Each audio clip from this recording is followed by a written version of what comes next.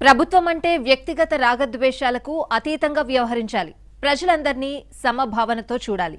అప్పుడే రాజ్యాంగం ప్రకారం చేసిన ప్రమాణం చెల్లుతుంది. కానీ ఏపీలో ఏం జరుగుతోంది? ఓ వర్గంపై బహిరంగంగా విద్వేషం చిందిస్తున్నారు. మరికొన్ని వర్గాలపై అణిచివేతకు పాల్పడుతున్నారు. వ్యవస్థలు గుప్పెట్లో పెట్టుకుని నియంతృత్వం సాగిస్తున్నారు. ఈ 2 ఏళ్లలో ప్రతిపక్షాలు ప్రజలపై మాత్రమే కాదు, ఎన్నికల సంఘం, న్యాయ వ్యవస్థపైన దాడులు జరిగాయి.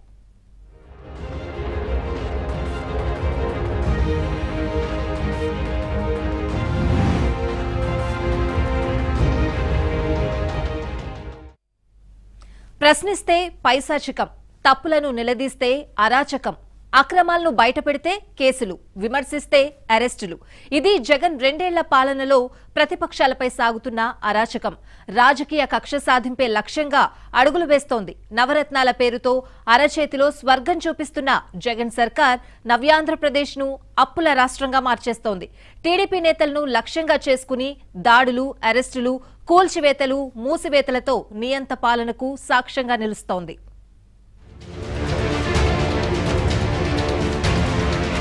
రెండేళ్ల పాలనా కాలం ఏ ప్రభుత్వానికైనా గీటురాయి లాంటిది.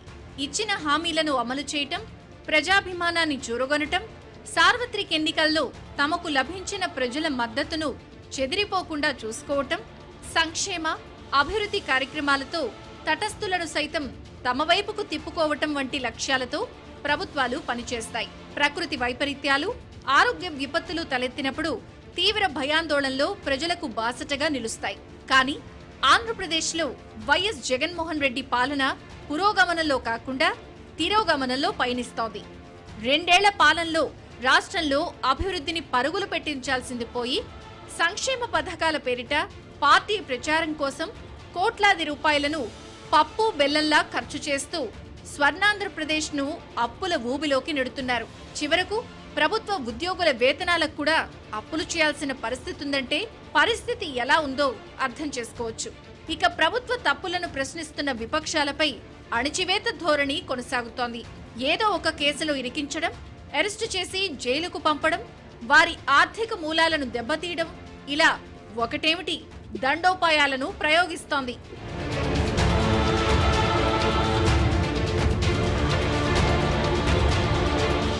ఏపీలో 50% ఓట్లతో 151 అసెంబ్లీ సీట్లు, 22 లోక్సభ స్థానాలతో ఘన విజయం సాధించిన వైఎస్ఆర్ కాంగ్రెస్ పార్టీ అధికారంలోకొచ్చి 2 ఏళ్లు పూర్తయింది.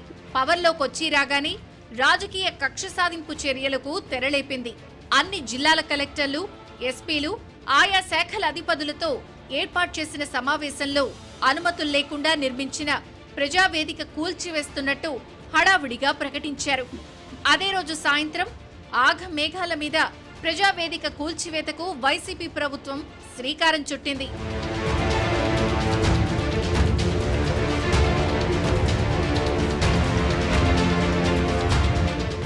ఇక 3 రాజధానుల ఏర్పాటు పేరుతో అమరావతి కలను చెరిపేసింది. అప్పటి వరకు టీడీపీ హయాంలో రాజధాని పేరుతో అమరావతిలో వేల కోట్లతో చేపట్టిన నిర్మాణాలను నిరుపయోగంగా మారేలా చేసిందన్న ఆరోపణలు ఉన్నాయి. రాజధాని నిర్మాణం కోసం వేల ఎకరాల భూములిచ్చిన రైతుల జీవితాల్లో చీకట్లు అలుముకునేలా చేసింది.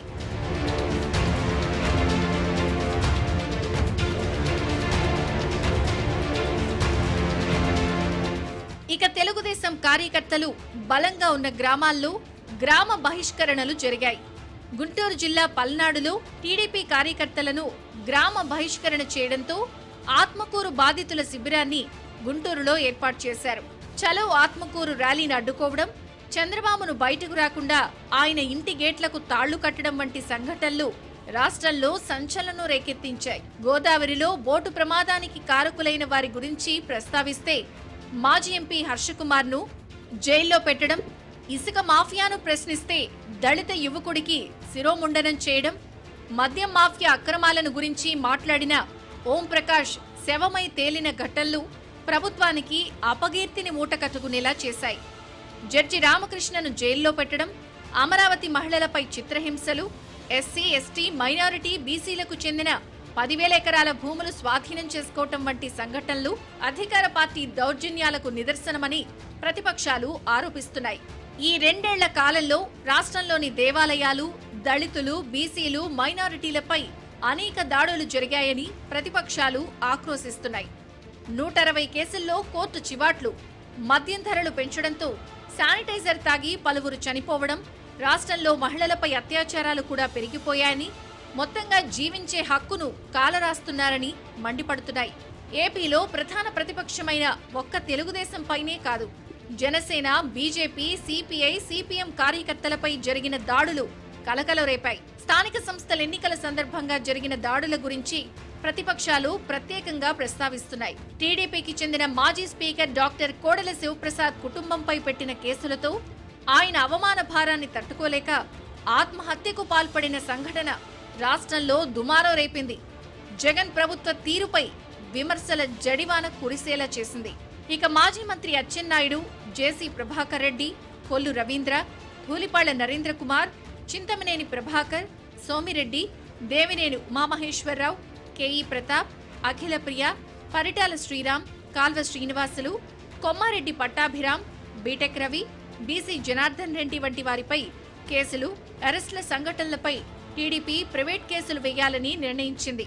ఏపీ మాజీ సీఎం చంద్రబాబు నాయుడు, టీడీపీ ప్రధాన కార్యదర్శి నారా లోకేష్ పై కేసులు నమోదయ్యాయి. రామతీర్థం సంఘటన సందర్భంగా టీడీపీ నేతలపై నమోదైన కేసులు రాష్ట్ర వ్యాప్తంగా చర్చనీయాంశంగా మారాయి. తెలుగుదేశం పార్టీ కార్యకర్తలు, నేతలపై జరుగుతోన్న శారీరక, ఆర్థిక, భౌతిక దాడులను ఎదుర్కొని తీరుతామంటున్నారు చంద్రబాబు.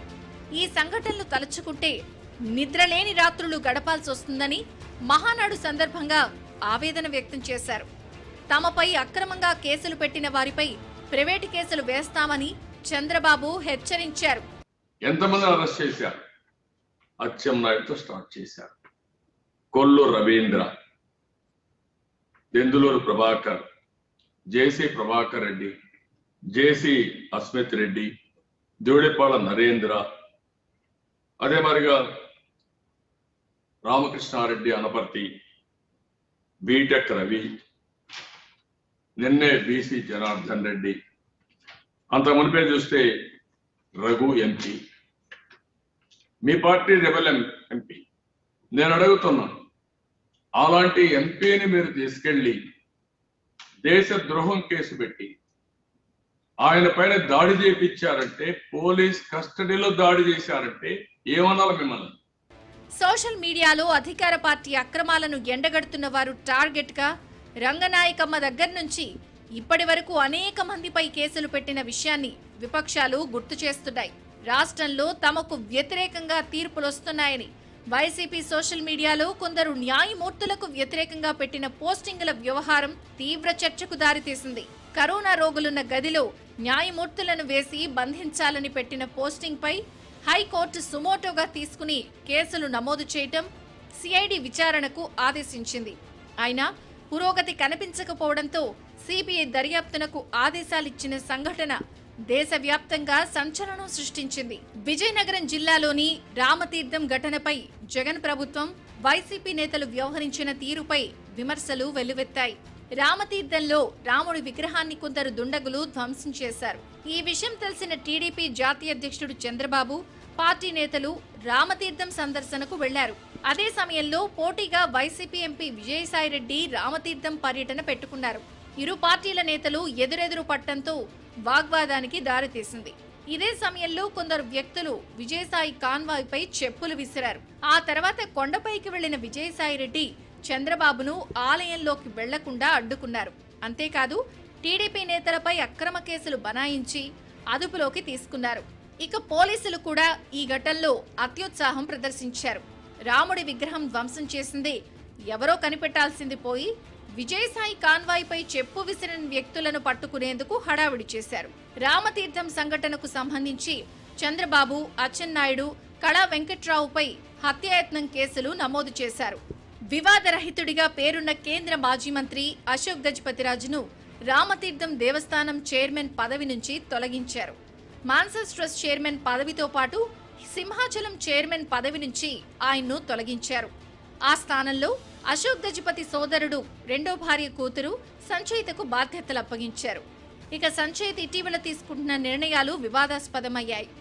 స్థానిక సంస్థల ఎన్నికల సందర్భంగా వైసీపీ నేతలు విపక్షాలపై దాష్టికం ప్రదర్శించారు. మాస్క్ అడిగినందుకు నర్సీపట్నంలో డాక్టర్ సుధాకర్ పై జరిగిన దాడి, ఆయన సస్పెన్షన్, ఈ అంశంపై సిబిఐ విచారణ జరిగింది.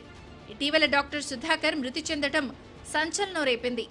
రాష్ట్రంలో 2 ఏళ్లలో 180 దేవాలయాలపై దాడులు, దళితులపై 130 దాడులు, బీసీలపై 230 దాడులు, బీసీ నాయకులపై 80 అక్రమ కేసులు, మైనారిటీలపై 35 కేసులు పెట్టారని టీడీపీ నేతలు ఆరోపించారు. ఇక రాష్ట్రంలో తొలిసారిగా ఏబిఎన్ మరో ఛానల్పై రాజద్రోహం కేసు మోపటం కూడా పత్రికా స్వేచ్ఛకే ముప్పు తెచ్చిపెట్టిందని ప్రజాస్వామ్యవాదులు ఆందోళన వ్యక్తం చేశారు. దాడులన్నీ ఒకటైతే కనీసం రాష్ట్రంలో రాజకీయ పర్యటనలు కూడా చేయలేని దుస్థితి ప్రతిపక్ష నేతలకు ఏర్పడింది. ప్రతిపక్ష నేత చంద్రబాబు ఎప్పుడు ఎక్కడికి వెళ్లాలన్నా పోలీసులు అడ్డుకుంటున్నారు. కరోనా రాకముందు ఆయన ప్రజల్లోకి వెళ్లిన ప్రతిసారి అడ్డుకున్నారు.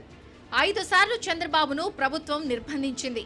మొదట ఇసుక కొరతను ప్రభుత్వం కృత్రిమంగా సృష్టించిందని, తక్షణం చర్యలు తీసుకోవాలని డిమాండ్ చేస్తూ నిరసన చేపట్టినప్పుడు పోలీసులు అరెస్ట్ చేస్తున్నట్లుగా ప్రకటించారు. విశాఖలో అయితే మరీ దారుణంగా నిలిపివేసి వెనక్కి పంపారు. హైకోర్టు కూడా పోలీసుల తీరుపై విస్మయం వ్యక్తం చేసింది. మరోసారి తిరుపతిలోనూ అడ్డుకున్నారు. రోజంతా విమానాశ్రయంలో కూర్చోబెట్టి వెనక్కి పంపారు. 2 ఏళ్లలో విపక్షం తీవ్రమైన ఒత్తిడి ఎదుర్కొంది.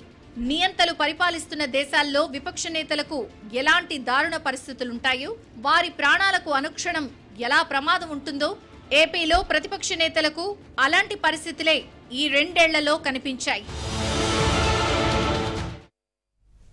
గుణం లేని పాలకులు కులం గొడుగు పడతారు. మానవత్వం లేని పాలకులు మతాలను రెచ్చగొడతారు. పనితనం లేని పాలకులు ప్రాంతాల మధ్య చిచ్చు పెడతారు. దీన్ని దశాబ్దాల కిందట గుర్రం జాషువా చెప్పారు. 2 ఏళ్ల ఏపీ ప్రభుత్వ పాలనను, పాలకుల తీరును, అధికార పార్టీ నేతల వైఖరిని గుర్తు చేసుకుంటే గుర్రం జాషువా చెప్పింది ఏమాత్రం తప్పు కాదని సులువుగానే అర్థం చేసుకోవచ్చు. వీరికి స్వతంత్ర వ్యవస్థలుగా ఉండాల్సిన ఏసీబీ, సిఐడి వంటివి సహకరిస్తూ ఉండడం 2 ఏళ్లలో చోటు చేసుకున్న మరో వైపరీత్యం. ఆంధ్రప్రదేశ్లో ఇప్పుడు కులమే రాజకీయం, రాజకీయమే కులం, కులం మతం లాంటి వాటికి అతీతంగా వ్యవహరించాల్సిన ముఖ్యమంత్రి, ఆయన సహచర మంత్రులు నేరుగా కులం గురించి తరచూ ప్రస్తావించే పరిస్థితి. తమ రాజకీయ ప్రత్యర్థి ఆ కులానికి చెందినా చెందకపోయినా ఆ కులం ముద్ర వేయడమే రాజకీయం. తమపై విమర్శలు చేసే వారెవరికైనా ఒక కులం ముద్ర తగిలించడమే నిత్య కృత్యం. దీనికి ఎన్నో ఉదాహరణలు. రాజ్యాంగ వ్యవస్థల్ని, న్యాయ వ్యవస్థని కూడా వదలని పరిస్థితి. రాష్ట్రంలో ఏం జరిగినా దానికి ఓ కులమే కారణమని ముద్ర వేయడానికి, ఆ వైఫల్యం నుంచి తాము బయటపడటానికి అధికార పార్టీ నేతలే నిర్మోహమాటంగా ప్రయత్నిస్తున్నారు.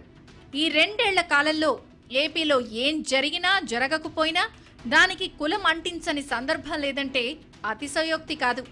హైకోర్టు తీర్పులు వ్యతిరేకంగా వచ్చినా, ఉత్తరాది జర్నలిస్టులు ప్రభుత్వ పాలనకు వ్యతిరేకంగా కామెంట్లు చేసినా, ప్రసిద్ధ పారిశ్రామికవేత్తలు ఏపీ ప్రభుత్వ నిర్ణయాలను విమర్శించినా అందరికీ పేరుకు కులం పేరు తగిలించి విమర్శలు ప్రారంభించేస్తున్నారు. ఎంత దారుణంగా ఈ కులం వైరస్ ను అధికార పార్టీ నేతలు వ్యాపింపజేస్తున్నారంటే, ఓ సందర్భంలో టీడీపీ ఎమ్మెల్సీ అశోక్ బాబును విమర్శించడానికి మంత్రి అనిల్ కుమార్ ఆయన్ను కూడా అశోక్ బాబు చౌదరి అని పార్టీ ఆఫీసులో ప్రెస్ మీట్ పెట్టి నొక్కి చెప్పారు. నిజానికి అశోక్ బాబు ఆ సామాజిక వర్గానికి చెందిన నేత కాదు అని తెలియని రాజకీయ నేత ఎవ్వరూ లేరు. కానీ కావాలని ఓ రకమైన దురుద్దేశంతో మంత్రులే అలాంటి వ్యాఖ్యలు చేస్తూ వస్తున్నారు. ప్రతిదానికి కులాన్ని ముందుకు తీసుకొచ్చి ఎదురుదాడి చేస్తే ఏమవుతుంది? ఆ వైఫల్యం, ఆ ప్రమాదం నుంచి దృష్టి మళ్లించవచ్చు. కులంపై చర్చ ప్రారంభించవచ్చు. ఓవైపు ఓ కులం, మరోవైపు మరో కులం తిట్టుకుంటుంటే టైంపాస్ చేయొచ్చు. ప్రజల్లో ఈ విభజన రేఖను శాశ్వతంగా ఉంచడం ద్వారా రాజకీయం చేయొచ్చు. ఏ కాస్త రాజకీయం తెలిసిన వారికైనా తెలిసే లాజిక్ ఇది. ఇప్పుడు ఏపీ ప్రభుత్వ పెద్దలు ఇదే ఫాలో అవుతున్నారు. 2 ఏళ్ల కాలంలో ఎందుకేమీ చేయలేకపోయారు అంటే వారు చెప్పే కారణం కులమే. కాలం మారుతోంది, చదువుకున్న వారు పెరుగుతున్నారు. దాంతో చాలా మందికి కులం, మతం వంటి వాటిపై అవగాహన వచ్చి మానవత్వం గురించి మాత్రమే తెలుసుకుంటారని అనుకుంటారు. కానీ పెద్దగా అక్షరాస్యత లేని కాలంలో ఉండే అభ్యుదయాలు చదువుకున్న వారు పెరిగిపోయిన ఈ రోజుల్లో లేవు. ఇప్పుడు ఎంత చదువుకున్నా కులం, మతం, మత్తు వారిని వదిలిపెట్టడం లేదు. ఫలితంగా రాజకీయ పార్టీల ఆటలు కూడా సాగుతున్నాయి. గతంలో రాజకీయ పార్టీలు కులాలు రాజకీయాలు కేవలం ఎన్నికల సమయంలో టికెట్లు ఇచ్చేటప్పుడు పదవుల పంపకంలోనే చూసేవి. ఇప్పటి రాజకీయాల్లో ఓ కులాన్ని టార్గెట్ చేసి వారిపైకి ఇతర కులాల్ని రెచ్చగొట్టి పబ్బం గడుపుకోవడం కీలకమైంది. ప్రస్తుతం ఆంధ్రప్రదేశ్లో స్వయంగా ముఖ్యమంత్రి దీన్ని లీడ్ చేస్తున్నారు. ఇతర నేతలు ఆ బాటలో ముందుకు నడుస్తున్నారు. ఈ 2 ఏళ్లలో అదే ఏపీలో జరిగింది. వైసీపీ సర్కార్ అధికారంలోకి రాకముందే ఈ కులంపరమైన విభజన ప్రారంభమైంది. ఎన్నికలు జరిగి ఇంకా కౌంటింగ్ పూర్తిగాకముందే నెల్లూరులో ఓ ఆసుపత్రి మృతదేహాల నుంచి అవయవాలను దొంగలిస్తున్నట్లుగా తేలింది. ఆ అంశంపై పెద్ద దుమారం రేగింది. అధికారుల విచారణలో నిజమేనని తేలింది. అప్పటి ఆరోగ్య శాఖ ఉన్నతాధికారి చర్యలకు సిద్ధమయ్యారు, ఆదేశాలు ఇచ్చారు. కానీ సీఎస్గా ఉన్న ఎల్వి సుబ్రహ్మణ్యం జోక్యం చేసుకుని ఆసుపత్రిని కాపాడారు. ఆ ఆసుపత్రి ప్రభుత్వ పెద్దల సన్నిహితులది. అవయవాలు దొంగలించడం కంటే ఆసుపత్రిపై తీవ్ర నేరం ఏముంటుంది? ఆ ఎపిసోడ్ మరుగున పడిపోయింది. ఆ తర్వాత విజయవాడలోని ఓ హోటల్లో అగ్ని ప్రమాదం జరిగింది. హోటల్ను కరోనా రోగుల చికిత్స కోసం వినియోగిస్తున్నారు. అక్కడ రోగులకు చికిత్స అందించే బాధ్యతను రమేష్ ఆసుపత్రి యాజమాన్యం తీసుకుంది. కానీ అగ్ని ప్రమాదానికి ఆసుపత్రి యజమాని బాధ్యుణ్ణి చేస్తూ వేటాడారు. డాక్టర్ రమేష్ బాబు పేరును ప్రభుత్వ పెద్దలే రమేష్ బాబు చౌదరి అని సంబోధిస్తూ కులద్వేష వ్యాఖ్యలు చేశారు. సమాజంలో చిచ్చు పెట్టేందుకు, ప్రజల మధ్య విభజన తెచ్చేందుకు తీవ్రంగా ప్రయత్నించారు. ఇండియాలో ప్రముఖ వైద్యుడిగా పేరు తెచ్చుకున్న డాక్టర్ రమేష్ బాబు పరారీలో ఉన్నట్లుగా ప్రకటించి ఆచూకీ చెబితే లక్షిస్తామని విజయవాడ పోలీస్ కమిషనర్ ప్రకటించేశారు. ఓ వర్గాన్ని మానసికంగా హింసించడానికి ఎంతకైనా తెగిస్తారు అనే దానికి ఇదే తార్కాణం. అదే అవయవాలు అమ్ముకుంటున్న సొంత వారి ఆసుపత్రిపై ఈగ వాలనీయలేదు. ఏ తప్పు చేయని ఆసుపత్రిపై మాత్రం, వైద్యుడిపై మాత్రం పగబట్టారు. దానికి కారణం ఒక్కటేనని ప్రత్యేకంగా చెప్పాల్సిన పని లేదు. కులం లేని వాళ్ళెవరుంటారు? కావాలని ఎవరైనా ఓ కులంలో పుట్టగలరా? నాకు కులం, మతం పట్టింపు లేదని ఎవరైనా అనుకున్నా నువ్వు ఫలానా కులమని సమాజం ముద్ర వేసేస్తుంది. ఆ కులాన్ని ఎవరూ చెరుపుకోలేరు. ఏ కులమూ గొప్ప కాదు, ఏ కులమూ తక్కువ కాదు. అన్ని కులాల్లోనూ ధనవంతులుంటారు, పేదవాళ్లు ఉంటారు. కానీ సమస్య అంతా రాజకీయంతోనే వస్తుంది.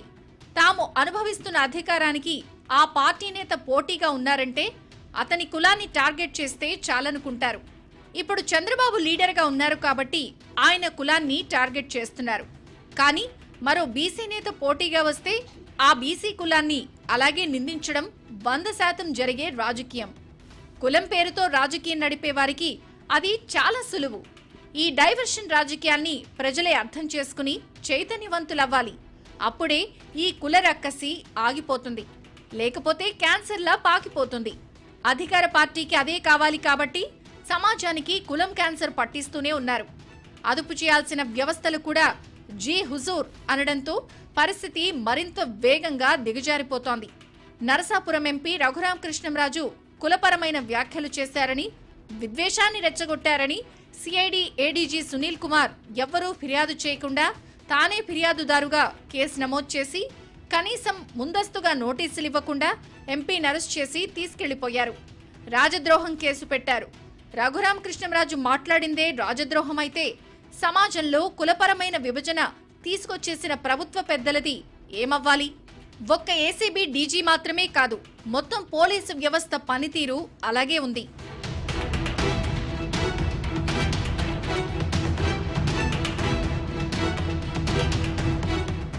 వైసీపీ అధికారంలోకి వచ్చిన తర్వాత పోలీసులు కిడ్నాప్ బుట్టాల్ని మించిపోయారనే విమర్శలు ఎదుర్కొన్నారు. ఎక్కడికక్కడ మనుషులు మాయమైపోయేవారు. న్యాయ వ్యవస్థ వరకు వెళ్లి పోరాడగలిగిన వారు పిటిషన్లు వేసుకున్నారు. 2 సార్లు ఇలా పోలీసులు ఎత్తికెళ్లిన వారిపై సిబిఐ విచారణ కూడా కోర్టు ఆదేశించింది. ఓ సందర్భంగా సిబిఐ అధికారులు ఆఫీస్ తెరవాల్సిన పరిస్థితి వస్తుంది అని హైకోర్టు న్యాయమూర్తి వ్యాఖ్యానించారంటే పరిస్థితి ఎంత దిగజారిపోయిందో అర్థం చేసుకోవచ్చు.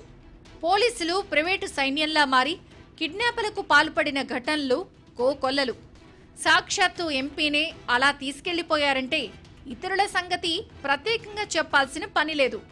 ఇలాంటివి తరచూ హైకోర్టు ముందుకొస్తూ ఉండడంతో హైకోర్టు న్యాయమూర్తులు 2 సార్లు సిబిఐ విచారణ చేయించారు, 3 సార్లు జ్యుడిషియల్ విచారణ చేయించారు.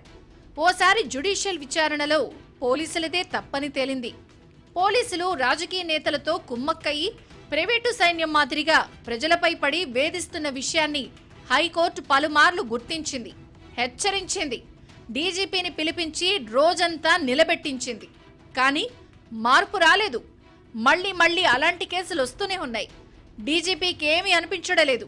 సుదీర్ఘకాలం సర్వీసులో ఉండి సమర్థవంతమైన అధికారిగా పేరు తెచ్చుకున్న డీజీపీ నేతృత్వంలోని పోలీస్ శాఖ ఇలా ఎందుకు నిర్వీర్యమైపోయిందన్న చర్చ విస్తృతంగా జరిగిన పనితీరులో మార్పు రాలేదు.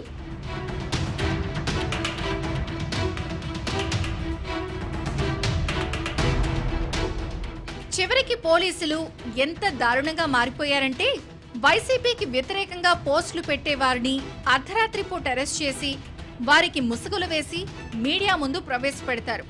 కానీ న్యాయమూర్తుల్ని నరికేస్తామని అన్నవారి మీద ఈగ వాలనీయలేదు. కోర్టుల్లో తీర్పులు వ్యతిరేకంగా వస్తున్నాయని జడ్జిలను నరికేస్తామని బహిరంగంగానే హెచ్చరించారు. ప్రతి ఒక్క న్యాయమూర్తికి కులం ట్యాగ్ తగిలించారు. బండబూతులు తిడుతూ సోషల్ మీడియాలో వీడియోలు పెట్టారు. అలా న్యాయ వ్యవస్థను కించపరిచిన వారిపై ఎమోషనల్ బ్లాక్మెయిలింగ్ కు పాల్పడి అనుకూల తీర్పులొచ్చే వరకు దారుణంగా వెంటాడే వ్యూహాన్ని అవలంబించింది.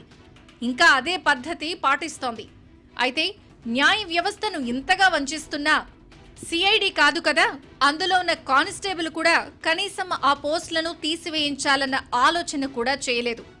మా ఫిర్యాదుకే స్పందన లేదా అని హైకోర్టు కూడా విస్మయం వ్యక్తం చేయాల్సిన పరిస్థితి. చివరికి హైకోర్టు కేసును సిబిఐకి ఇవ్వాల్సి వచ్చింది. పోలీసులు, సిఐడి, ఏసీబీ వంటి వాటిపై హైకోర్టు ఎన్నోసార్లు ఘాటు వ్యాఖ్యలు చేసింది. రూల్ ఆఫ్ లా లేదని తేల్చింది. అలాంటి ఘాటు వ్యాఖ్యలు న్యాయస్థానాలు చేసినప్పుడు ఏ ప్రభుత్వమైనా నైతిక బాధ్యత తీసుకుంటుందని, కానీ అసలు బాధ్యతకే దిక్కులేదు, ఇక నైతిక బాధ్యతలా అని జనం నవ్వుకునే పరిస్థితి ఏర్పడింది.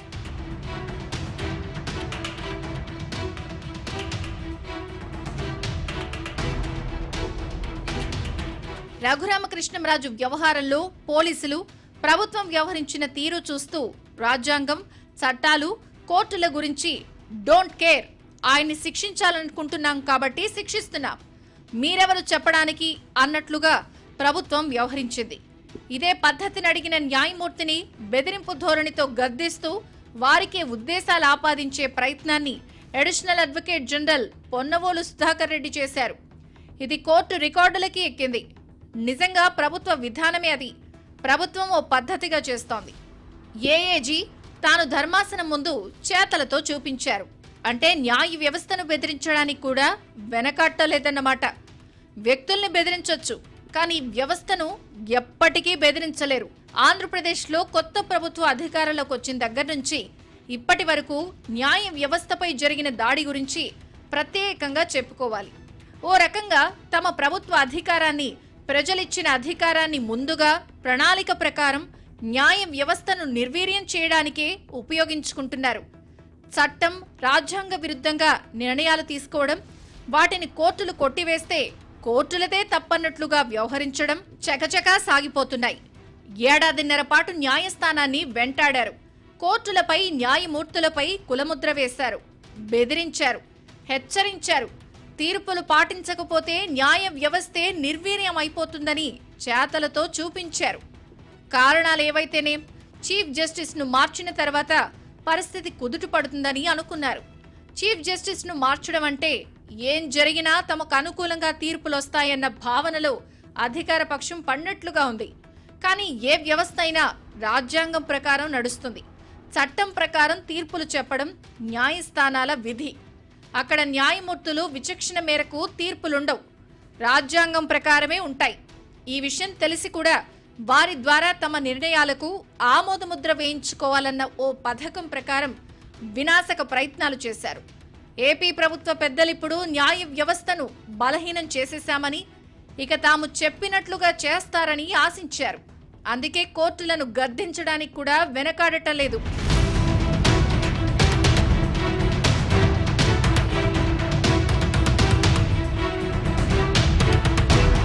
ప్రభుత్వం విపరీత బుద్ధితో ఆలోచిస్తే వ్యవస్థలెందుకు వినాశనం కావాలి? కాకూడదు.